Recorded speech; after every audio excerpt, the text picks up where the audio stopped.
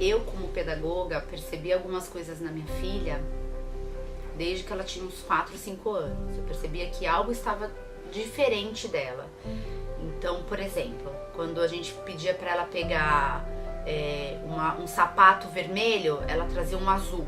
Então, a questão das cores, ela não reconhecia cores. Então, para mim, isso chamou muita atenção, porque ela já tinha que, pelo menos, as cores primárias saber reconhecer, né?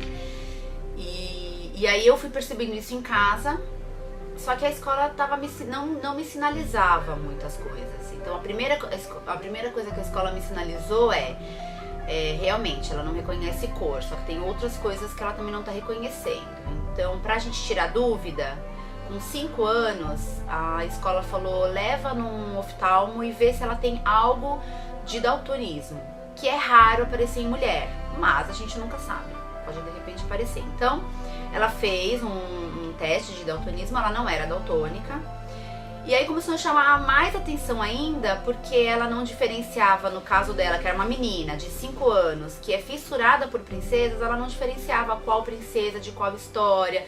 Então, por exemplo, ela falava, eu perguntava pra ela, cadê a Branca de Neve? Ela me mostrava a figura da Cinderela. Então, coisas que foram me chamando a atenção, e só que aí só ficou nisso.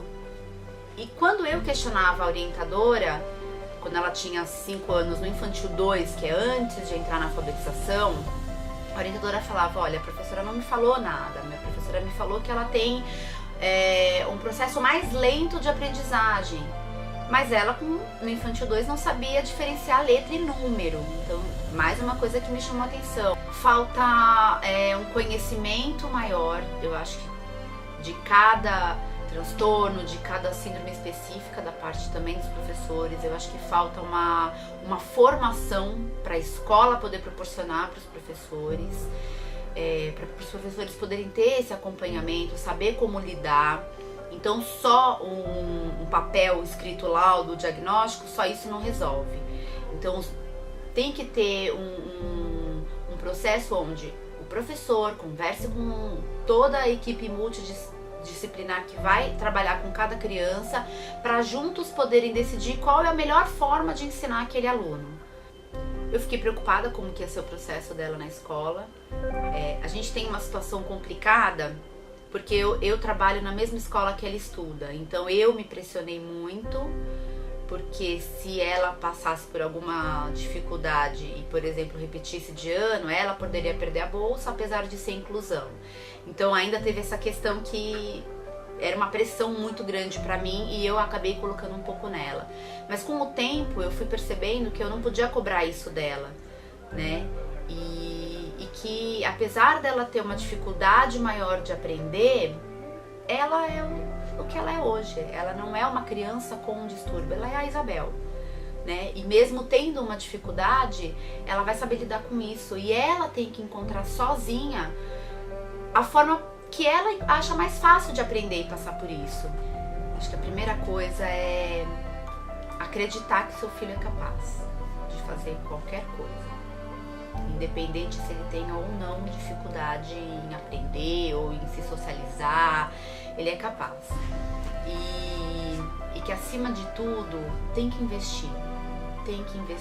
É muito difícil a gente, como pais que idealizam um mundo ideal para o nosso filho, a gente aceitar que o nosso filho ou pense ou age de formas não convencionais. Mas a forma não convencional é a forma dele. Então a gente tem que acreditar e ir atrás, e por mais que doa, como todo pai, né, que recebe um diagnóstico, passa pelo luto.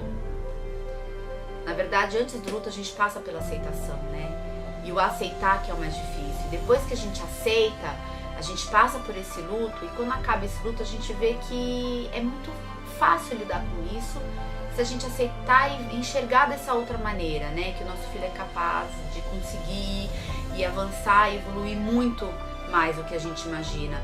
Porque se o filho tem uma dificuldade de aprendizagem, né, um transtorno de aprendizagem, não consegue ler e escrever, ou se ele não consegue se socializar porque ele tem um autismo, ou se ele é hiperativo, algo ele tem que vai se sobressair. Então a gente não pode focar no que é difícil, no que é mais trabalhoso, a gente tem que focar no que é capaz. Então, por exemplo, a minha filha hoje ela faz ginástica e ela é uma excelente ginasta e eu tô investindo o máximo que eu posso. Eu não vou fazer da minha filha uma escritora porque eu sei que ela não vai escrever livro, mas ela vai ser uma ótima ginasta e é nisso que eu tenho que investir, é no que ela é capaz, no que ela gosta, no que ela sabe.